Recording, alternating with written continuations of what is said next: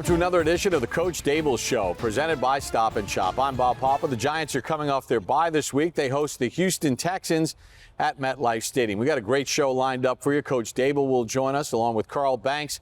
We'll hear from Joe Schoen, the general manager of the Giants. Plus, Carl goes to the coaches' tape and much, much more. And if you're coming to the game on Sunday, it's the Giants salute to service. You don't want to miss that as well. And it's with great pleasure, I welcome in, as always, my co-host Carl Banks and Coach Daboll. And did you guys enjoy your little time off this weekend? Refreshing. Coach? Yeah, same thing. Yeah. Ditto. Energize yourself a little bit. Absolutely. So your opponent this week is the Houston Texans, right? So they did play on Thursday night. Did you catch a little sneak peek of them just as a little prep? Yeah, I did. Spent a lot of time during this bye week watching us and watching Houston. And, they played Philadelphia really tough. They're a talented team, and they have a very good runner who's a rookie this year, but has done a really good job of carrying the football. And, we got a work cut out for us. Yeah, we'll get into that a little bit later in the show. But you mentioned you watched your team. How much did you learn about your team as you do the self-scout? Yeah, I think each week we do that as a coaching staff. But when you can look at it, the totality of it, you definitely see some things you can improve on, and then you see some things you're doing really well. So, again, it's the coach's job to make sure that we're doing everything we can to put our guys in the best position we can. Coach, when you do this self-scouting, this gave you a chance to really step away because there's not another game. Do you marry the analytics to see where you're trending and where, teams may see you as predictable in some areas and other areas you're not? Yeah, absolutely. We use analytics really in every area of our building. I think that's part of it. And then the other part of it is actually looking at it, the coaching tape again, whether you make a cut up of a certain run or a certain defense or the kicking game, and making sure you're coaching the right techniques and that the players are executing properly. One of the things that jumps out is always effort. You have to be pleased, I guess, as a staff with the effort that you've seen out of your team in the first half. Yeah, our guys have done everything we've asked them to do, from the preparation to the game day, and they hustle to the ball on defense. We finish on offense, run to the ball in the kicking game. But there's obviously certain technical things that we can improve on, and that's what we've been working on doing. Margin for error in this league is very slim as a whole, right? And it's hard to win. So when you look at the victories that you've had, are there certain things that you say, we have to keep doing this? You just talked about, hustle and hard work, but are there other things in terms of execution or where we have to be good at this point of the game or at some other point? Yeah, well, you always look at situational football, third down in the red zone, and we've done a good job defensively. I think we're improving offensively in that area. And then the fundamental aspect of it, tackling, 11 hats to the ball, protecting inside out on offense, getting downhill with the running backs, creating separation with the receivers, whether that's by scheme or whether they just have to go out there and do it, and then making good decisions at the quarterback spot. And then when we get the ball in our hands, doing a better job of creating yards after contact, run after catch. Turnovers always are a key factor. They were obviously against Seattle, and we need to continue to focus on improving that area. When you do the self-scout and you watch other teams as you're doing that self-scout as well, and in your preparation, do you try to maybe steal some stuff too, or you see something and you say, hey, how can we work that in with our personnel that we have? Yeah, I think we do. Our staff does a great job of not just looking at our team, but we try to see trends in the league or in colleges and see if there's anything that could apply to our football team and give us a chance out there on Sunday. Final question. We love spending time with the family. You love the bye week. I know it energizes you and everybody else, but is there that one point where it kind of gets like, damn, I missed the game on Sunday? Absolutely. The very next day, the first day off, you're always thinking, always trying to figure out ways to improve, and have an office at my house that I can sit down and get away for a little while. So it was good to see the family, the wife and the kids, but my office is only a few feet away from the living room. All right, we're just getting started on the program. When we come back, Sean O'Hara has a chance to sit down with the general manager of the Giants, Joe Schoen, here on the Coach Daboll Show, presented by Stop & Shop.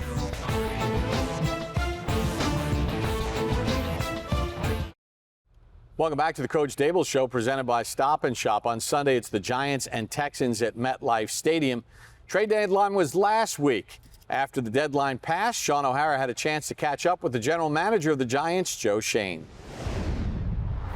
All right, Joe, great to see you. Thanks for taking the time. Exciting times right now for Giants fans and, of course, for the Giants organization. For you, a busy time with the trade deadline. How was that for you? Were you busy? Was it quiet? Were you hoping that it was going to be busier? Yeah, no, it's the trade deadline. It's a date where we can no longer trade, but we're constantly making calls around the league, whether it's August in the preseason, throughout the regular season. So we've been in constant communication with a lot of teams. So yeah, well, you guys got ahead of the curve, obviously, with the Tony trade, kind of getting ahead of the frenzy.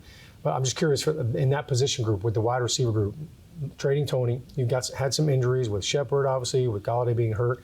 Did you feel any added pressure to try to look at that one position group to see if you could add? Yeah, we were looking at, when we make these phone calls, we were looking at all positions, receiver obviously being one of them. And if there was an opportunity where, a player became available and it made sense in terms of the value we place on the player and what was being asked, then yeah, we would have definitely pursued that if there was something available. The last time that, you spoke to the national media, you were talking about managing expectations. And now here you are sitting at 6-2. How tough is it as a GM to sit there and say, wow, okay, we're 6-2. You know what? I didn't think I was going to have to make a move. But now that our record, now that we're winning, how does that influence or change the way that you want to impact the team? Yeah, I think, from the day I took the job, it was, hey, we're going to compete today and build for tomorrow. And it has to make sense. And again, part of my job, whether it's the draft, where you put a guy on the draft board, what you pay a free agent, if you trade for a player, like you have to assign a value. And several meetings with my staff on, where we saw some players that were available and what value we saw them at and what made sense in the short term and long term. And if that doesn't marry up, then you don't want to shop hungry. And I thought we took a good approach to this time of year, and it just made sense. I'm ecstatic. We're 6-2, and I don't know if one player at any one position is gonna change things exponentially, but I thought we had a sound process, and it played out, the way it played out. Yeah, 6-2, a lot of excitement, a lot of positives. One of those positives has been the play of Daniel Jones.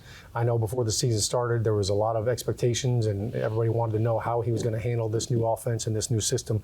How do you feel about the way he's played? Yeah, I think Daniel's played well. I mean, it's 5 game-winning drives or fourth quarter comebacks, through 8 games, which is impressive. So, I think Daniel's done a very good job. That's the toughest position to play in the NFL, next to center, probably, right?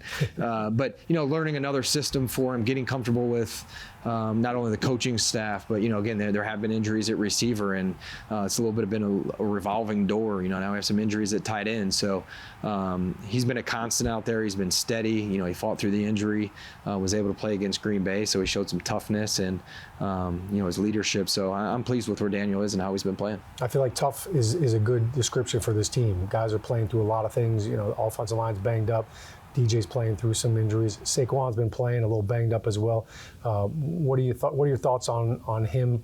You've seen him as an opponent, but now as one of your players, how do you feel like he's played this season? What are you surprised by? Yeah, I think Saquon's done a really good job. I'm really not surprised by anything because he had an outstanding spring, and we played him when I was in Buffalo in 2019, and he was a game plan guy. When you go in to play against him, like you got to pay attention to where 26 is. So it showed toughness, battling through injuries throughout the year, which everybody has, but his leadership, he's a captain, and I've been really pleased with Saquon. Let's talk about your rookie draft class. Obviously you draft rookies and you say, hey, look, we want you to contribute in some way, shape, or form. With Thibodeau going 5, Neal going 7, you knew those guys were going to be starters. But some of these other guys have really made an impact. Josh Azudu makes his first start up in Seattle. Micah McFadden gets his first sack. Talk about the class and all of the progress that they've made and the contribution they made to the team. Yeah, I do a little rookie report. I've done it for a long time, just based on draft classes. And right now we're 4th in rookie play time, which is really good. And we're obviously having some positive results from those guys, and they're learning how to win. So I'm excited about the whole crew. Obviously, the injury bug, I think all of them have been injured at one point or another, except for one. But, when Kayvon came back, it took him a couple weeks to get his feet back under him, but he's put together a good stretch. Evan's been steady. Wandell's coming back now. We're going to get him more involved. Azudu, again, he waited his turn. He starts off, you got to face Jeffrey Simmons week 1. Yeah. That can be a tough task for a 10-year vet, but didn't get down, kept competing, and his chance came and did a good job. And then Bellinger and Belton, both key contributors, one on defense, one on offense. And, Bellinger's been, probably one of the most improved players since we've got here. Like, true pro already, takes his craft seriously. And we're hoping to get him back soon. And then, Micah McFadden, special teams, playing defense. The best thing I could say about these guys is they're all our, culture guys. They're smart, tough, and dependable. Again, hopefully very good foundational pieces as we build from here. As you're watching those young players and their development, they grow, you have to give credit to the coaching staff. How impressed have you been with this coaching staff to find ways to not just grow the players, but teach them how to win football games at the end of it in the fourth quarter with the game on the line? Yeah, no, it's been, again, with the draft class, the ability, as I said earlier, to win games and get valuable experience playing games. As we're setting the foundation, learning to win is part of the deal. But the coaching staff's done a phenomenal job. We're constantly turning over the practice squad, even the active roster. We did a study earlier this week. We're leading the league in turn with 12 players that weren't with us through August, and we signed September on. 12 players have played line of scrimmage snaps offensively or defensively, and that's an attestament to the coaching staff and their ability to stay late with these players, get them up to speed in terms of the offensive game plan or defensive game plan. And Fabian Moreau, Jalen Smith, guys like that weren't here that can go out and start for you and play meaningful snaps. That's important. Tyree Phillips is a guy that started for us at right tackle. We claimed him in early September from Baltimore. So that, along with second half adjustments, game plans, I think the coaching staff has done a great job. And again, a testament to Daboll and his hiring process. And whether it was a veteran coach like Wink or a younger coach like Kafka, I think identified really good candidates, and I think we're seeing the benefits of that now. I'm just curious, with the way the season has gone now, and you guys are 6-2. Let's say you go on and make the playoffs. You're evaluating the players that are on this team already, guys that are maybe going to be free agents or are on one-year deals. Does the team's success impact the way that you assess them as a player at all, or is it strictly, hey, I'm just evaluating that player based on who he is and what he is, and I'm not letting the team's success or failure dictate whether they're coming back? Yeah, that's correct. We're going to evaluate how they play, how they fit into the culture and what we're doing, leadership, all that stuff's going to be important as we evaluate those guys. And if there's a chance, if they're going to be a UFA, maybe we get ahead of it and try to extend them before they're able to walk out the door or hit free agency. But culture fit, leadership, guys that are doing what we're asking them to do, all that stuff's going to play into it and be important. All right, sounds good. Joe, really appreciate the time. Always great to see you. All right, thanks for having me. When we come back in the program, Sean rejoins us with Paul Dottino. Head to Head is next here on the Coach Daboll Show, presented by Stop and Shop. Welcome back to the Coach Daboll Show, presented by Stop and Shop. Giants and Texans, MetLife Stadium, 1 o'clock kickoff. It's time for this week's edition of Head to Head with Paul Dottino and Sean O'Hara. So now it's time to go head-to-head for the Giants game against the Houston Texans. And first up on the matchup, who do we have, Sean? All right, bam. Tay Crowder and Rex Burkhead, the third down specialist for the Texans. Now, he's caught 25 passes this year, second most on the team. That is 5 shy of his season career high. This guy's been in the league almost a decade. You'll remember him with the New England Patriots. He is very, very crafty, and the Giants know all about him. It's always a challenge when you're going against a good back. You just got to trust your technique and just go to practice and work it in practice. And when the game comes around, you'll be good. Does it require extra film study for a guy who can be so crafty? You always want to watch film on your opponent and, just see what they like to do, see how he runs his routes and stuff like that. So just focus on that. And like I said, just go to practice and focus on it and just trust the process. Yeah, Tay Crowder knows that on third down, he's going to have his eyes all over Rex Burkhead. You mentioned the fact that he's the second leading receiver on the team, just 23 carries on the entire season. So he's not a very big part of their first and second down run game. But I think for Tay Crowder, one of the things that you're going to see early on is they're going to try to get Rex in space, obviously screen plays, all that, but he runs a lot of these, we call them fun routes, where he kind of fakes like he's going outside and then he cuts back, puts his foot in the ground and cuts back into the middle of the field. That's a play that he likes to set up, and he's had a lot of big plays in that throughout his career. So no doubt that's something to challenge. I think for Tay Crowder, the other aspect of it is bring him on a blitz. And if I'm Tay Crowder and I'm saying, look, if I could talk to Wink Martindale, hey, let me blitz a little bit, that will keep him in and force him in to protect sometimes too. So there's going to be a little cat and mouse game going on with that with Tay and Rex. Now, Crowder had 2 interceptions last year for the Giants. The whole Giants team only has one pick so far this season, Sean. Is that scheme related, or are they just not making enough of plays to take the ball away? Well, I think interceptions, they can kind of become contagious. And sometimes you get one and then they just start to multiply. But the Giants have done such a good job of forcing fumbles that, that's kind of made up for some of the interceptions. You mentioned that we're the only team in the NFL right now with just one interception. I think there's been a lot of drops as well. So that's one of the other factors in it. Like, there's been opportunities and sometimes they just haven't come down with it. So they're there. You got to make the most of them. Burkhead has had 5 catches in a game 3 different times this year. Okay, who do we have next? But Darius Slayton going against veteran cornerback Steve Nelson. Now, Nelson's been in the league 8 years. Last year, he was with Philadelphia in the NFC East, so the Giants do know all about him. He's only given up 1 touchdown pass so far in 35 targets. Slayton knows that this DB knows what he's doing. I think it always helps in that familiarity. Obviously, like you say, he's been in this league a long time, been a good player for a long time. So definitely that familiarity helps. You kind of have an idea of his style, kind of how he likes to play. But obviously, you got to be ready for, Stingley. He's a good young player, and all the rest of their guys. Over the last month before the break, you were getting more snaps, more production. Things were on a roll for you. Did the break come at a rough time? Can that stall your momentum, or can you use the break to your advantage and kind of start fresh for the second half of the season?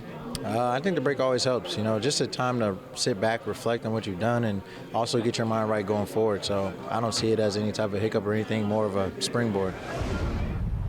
It's been great to see Darius Slayton get back to the progress that he had made his rookie year. Ever since that Green Bay Packers game, Paul, I feel like Slayton and DJ have really been hitting on all cylinders. And for Slayton, in this matchup right here against the Houston Texans, when you look at Darius Slayton's numbers from the season, look, they're not numbers that are going to wow you. But the thing that jumps out at you is 14.5 yards per catch. So he's been an explosive playmaker for the Giants, and I think that's one of the areas that the Giants can actually take advantage of this Houston Texans defense. And a guy like Steve Nelson, his aggressiveness. The Houston Texans defense is giving up the most big plays in the entire league right now. So this is something that I think Slayton can try to attack as well as Daniel Jones. With Mike Kafka coming off of the bye week, I think there's going to be some new wrinkles into this offense, and Slayton could end up being the benefactor. Now, regardless of how the Giants' wide receiver situation shakes out over the rest of the year, Slayton has seen his playing time increase over the last month to the point where he had 74% of the snaps, his season high against Seattle. How critical does he really have to be to emerge as their #1 guy in the second half of the season?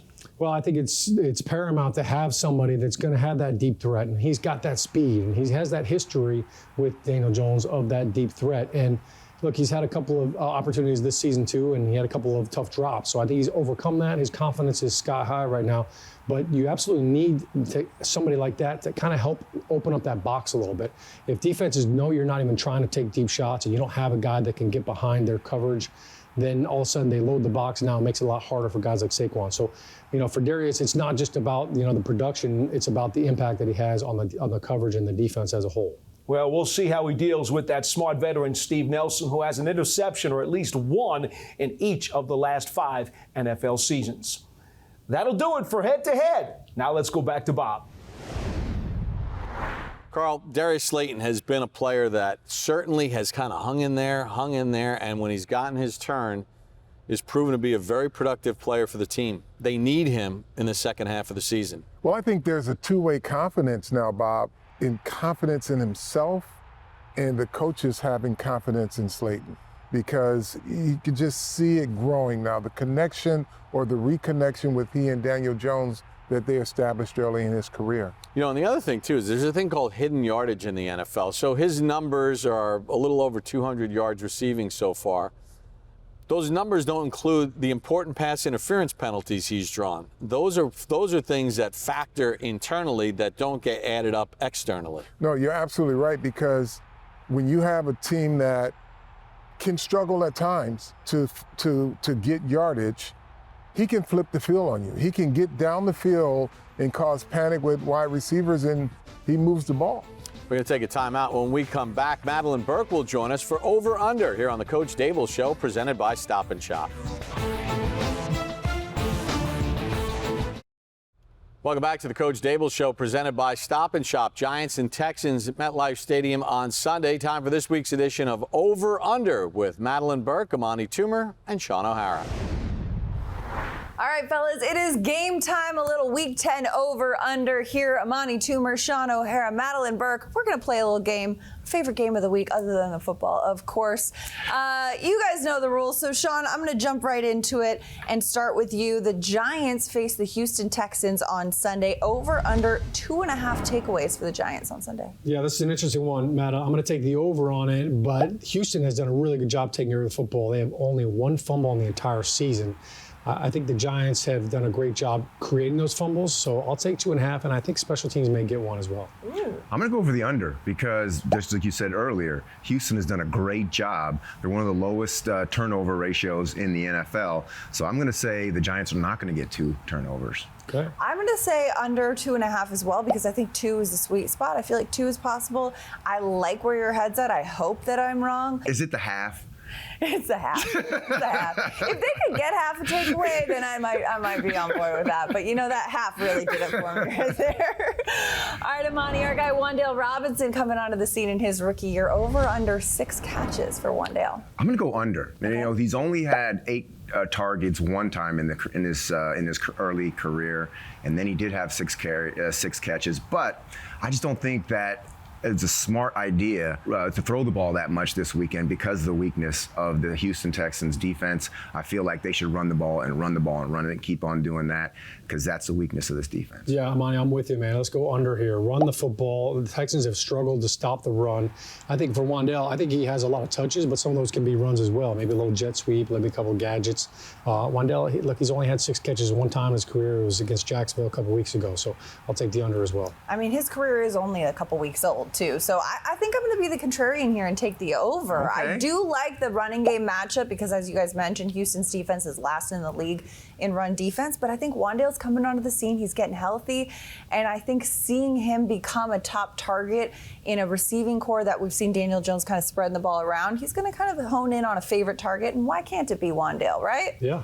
All right, Sean, over under 30 combined rushing attempts by Daniel Jones and Saquon Barkley. Keyword here is combined. Combined. So, I feel like Saquon Barkley should have 20 carries on his own, maybe even 25. So I'll take the over on this. I think when you look at the Texans' run defense, it's the worst in the league right now, and not just in yards, but in yards after contact. So give me the over all day long.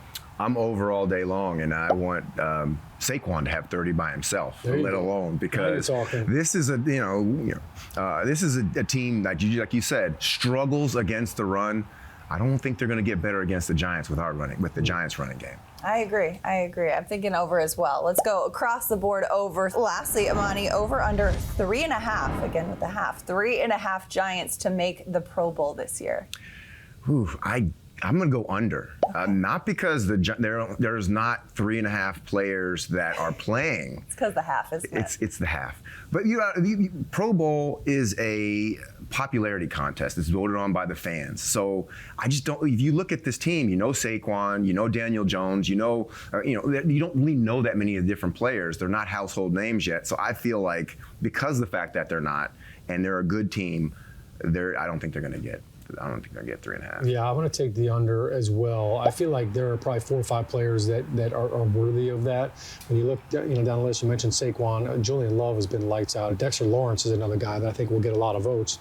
Even Graham Gano is somebody you could vote for. But I think the thing that the Giants have working against them, the Eagles, the fact that they're undefeated right now, they are going to steal a lot of votes from a lot of Giants players that are probably deserved it.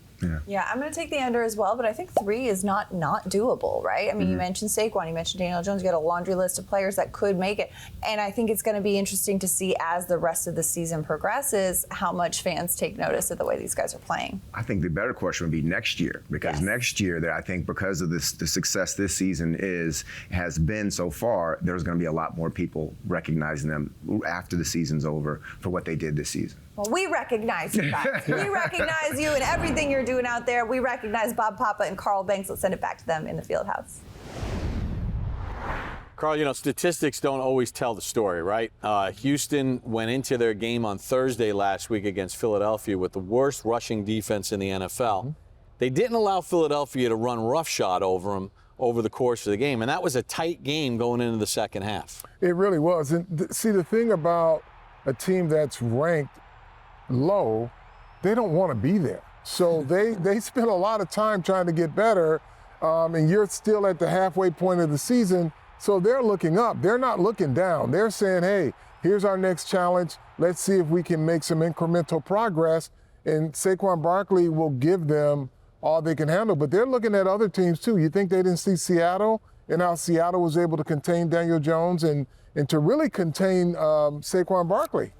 Well, it's going to be interesting to see how it plays out. When we come back, Carl and I are going to go to the coach's tape and do a further breakdown on the Houston Texans with strategy here on the Coach Daboll Show, presented by Stop & Shop. Welcome back to the Coach Daboll Show, presented by Stop & Shop. Giants and Texans, MetLife Stadium on Sunday. It's salute to service as well. Time for this week's edition of Strategy with Carl Banks. Carl goes to the coach's tape. And Carl, when you take a look at the Houston Texans, they've got a dynamic running back in Dameon Pierce.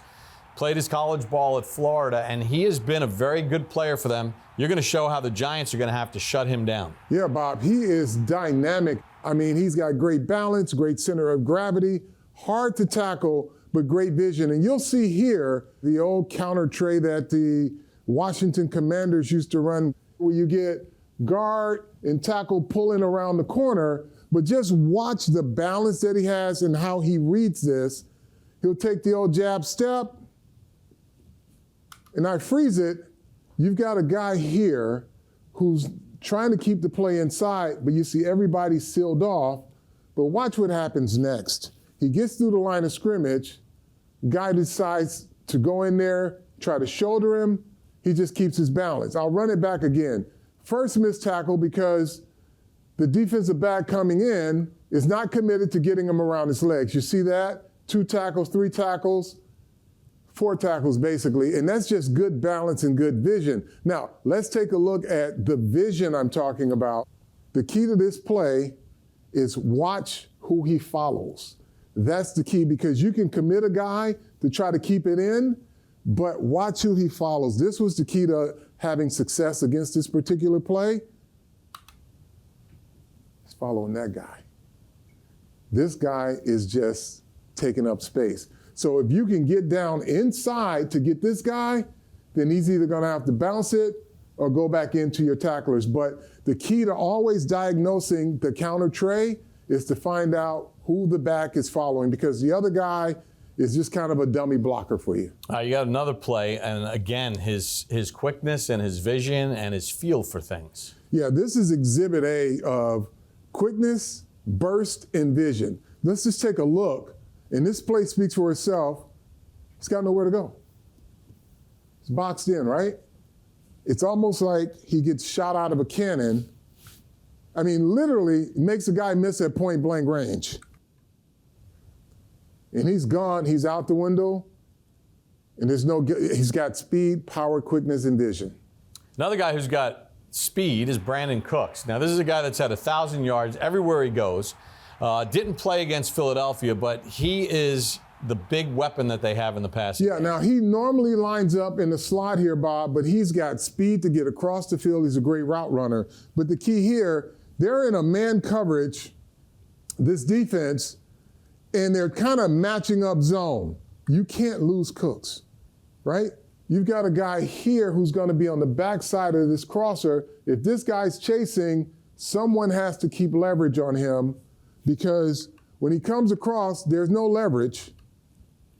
I'll freeze it. This guy's stuck in cement, and he blocks his own guy, so he just keeps running, and the ball is there. So when you have him in the slot, if it's a crossing route, you've got to keep leverage on him. Now, with Brandon Cooks, he normally lines up as a slot receiver, and you can see by alignment, he's going to end up number 1. He's number 2 here, but once this motion comes in, he is now the number 1 receiver, and this is just great speed off the ball, but just watch the route running. Just feed her in, balls out.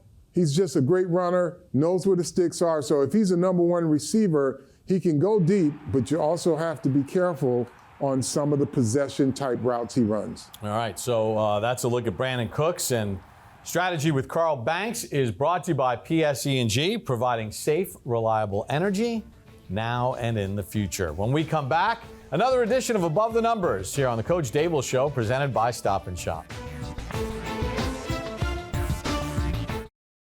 We're back here on the Coach Daboll Show, presented by Stop and Shop. Remember, salute to service on Sunday at MetLife Stadium. It's time for this week's edition of Above the Numbers with Paul Dottino and Amani Toomer. Okay, so let's go above the numbers for the Giants and the Houston Texans coming up this weekend. Amani, who do you have first? I got Fabian Moreau. This is a guy who was a journeyman for the majority of his career, come to the New York Giants as a depth position for this corner position, which early on in the season was a question mark. Now, with the injury of Aaron Robinson, Fabian has come in and really played a legitimate role in solidifying that and giving depth to this position. This weekend, he's going to have to come out and play one of his better games for the defense to keep on rolling the way they have been. Amani, I like that call on Moreau because over the last 4 games, all starts since Robinson went down with that knee injury, he's had 5 combined passes defensed and 23 tackles. Only allowed 1 touchdown during that period on 47% completions with 38 targets. He has been solid. Now, for me, I'm going with linebacker Jalen Smith, another veteran who came in late and has really produced for the Giants. You know, in their last game against Seattle, the Giants had season lows by allowing only 87 yards rushing on 3.5 yards a carry. I don't think it's a coincidence that Jalen Smith played a season-high 84% of the snaps and had a season-high 7 tackles in that game. And oh, by the way, in the 5 games he's played with the Giants this year, he has 0 missed tackles. He has been very steady, Amani. Absolutely. Coming out of college, coming out of Notre Dame, he was a very highly sought-after guy. Had an injury in the bowl game. And not only does he bring his athletic ability, but he brings energy, which this defense really enjoys. Yeah, and against a guy like Pierce, you know they're going to have to bring it. All right, who is below the numbers this week? Jerry Hughes. He's a guy who's been around the league a lot, has played all over, inside, outside, and the defensive line, linebacker as well. He's a legitimate pass rusher in this league, and the Giants are going to have to control him and to have him play below the numbers. Well, you know, the Giants coaching staff knows him well. The last 9 seasons, he was a Buffalo Bill. So the familiarity is not going to be a problem. Yeah. Right now, those 7 sacks he has, that puts him 6th in the National Football League. It's his highest total since 2018. And in their last game against Philly, he had 2 sacks for the 3rd time this season. So Jerry Hughes is a guy who'll be going up against Andrew Thomas. That will definitely be one you want to keep below the numbers. Well, that'll do it for this week. Now let's go back to Bob. All right, Carl, so below the numbers, they have Jerry Hughes, 7 sacks this season. You know, when you take a look at this team, they can put pressure on you in a lot of different areas, can't they? They can. And, Bob, again, we're talking about an NFL team. So it's hard to win. The margin of error is slim for most, right? And you let a guy like that start to get it going, he can wreck your offense. And I know you've talked a lot about the inside backers and how important they are. You know, Paul mentioned Jalen Smith, but the backers have to be stout because Pierce can make you pay. There's a tendency to go for the big hit, right? With a guy like that, a big hit can knock him another 10 yards if you don't wrap him up. So the key is not to put the biggest hit on him, but to put a fundamentally sound, and it's going to take more than one guy. It's going to be team tackling, but that first guy to the ball has got to wrap up. He can't go in there and try to shoulder him or try to blow him up. Just stop him in his tracks by wrapping up his ankles. Fundamental football. When we come back, the head coach of the Giants, Brian Daboll, rejoins us to preview the Houston Texans here on the Coach Daboll Show, presented by Stop and Shop. You look on tape, I think they're a good team. They do a lot of good things. Play fake. Pass to the end zone is pulled in for the touchdown. We're going to be resilient and just try to find a way going forward to play complete games with tough teams. Tannehill takes the snap. He's going to throw the slant, completes it right near the first down marker. Saying it's short. They're a good team. They got good players, and we'll need to play our best game. Jones back to throw. Fires one deep down the right side. He's got a receiver. Leaping, trying, made for it, and it's caught for the touchdown. Jones threw it up high, and it's caught for the touchdown by the New York Football Giants, and it's Darius Slayton.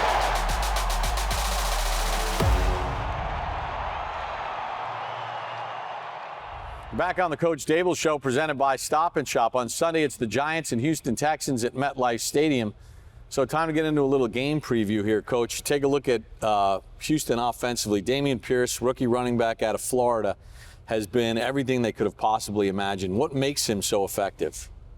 He's compact. He's got good vision. He's a powerful back. Our guys are going to have to do a good job of wrapping him up. You know, you see guys go in there and try to give him shoulder tackles, and they bounce off.